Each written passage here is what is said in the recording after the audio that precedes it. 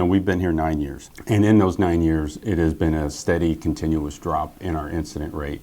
And not just the incident rate, because that's just going to tell you what our OSHA recordables are, but the severity of the injuries that we do have. Now, when we have an injury, it's very minor.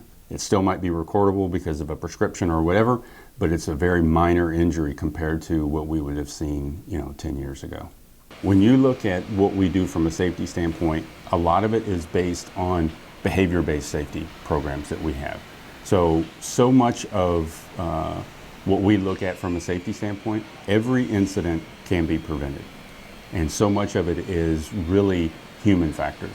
So we have to look at where a lot of times when you're in an environment like ours, when you see it, it's a pretty safe environment when you go out there because of a lot of the engineering controls we put in place. People tend to get complacent.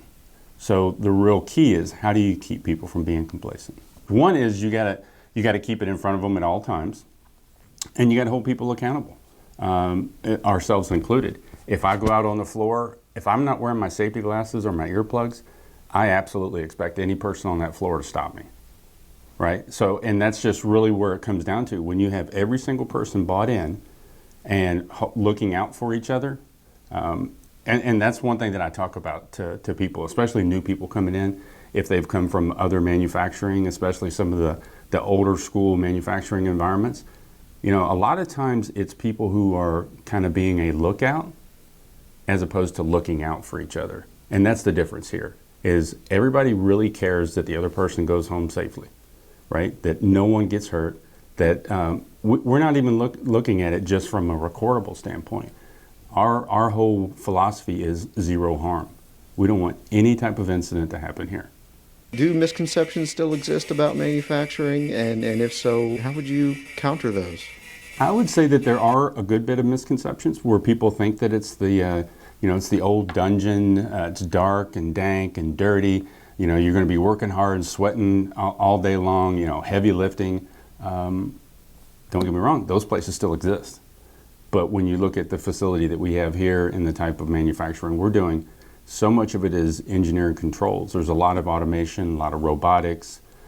People still have to touch things, but it's far less than it used to. It's a clean environment, and we like to keep it that way. It's bright. So it makes it where it's a much better work environment for people to come to, and it allows people to do their job better.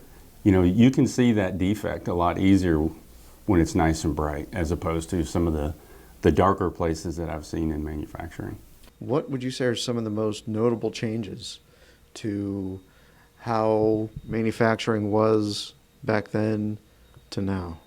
Obviously, automation and robotics has come a long way, and just the amount and the availability and the applications that they're being utilized in, to me, that's one of the biggest changes, and the speed at which it works. A lot of times, I worked for a company that was pretty far advanced when I first got out of the military, and some pretty good automation and robotics. But if I look back now at what it was like then, compared to what we see today, that you can get some of these robots off the shelf that are pretty far advanced, and you can program and get them to do just about anything. It's amazing how far it's come in just 24 years. The mechanical equipment, not much has really changed, at least in my experience, but it's really the automation and the robotics that have really made things move faster and safer.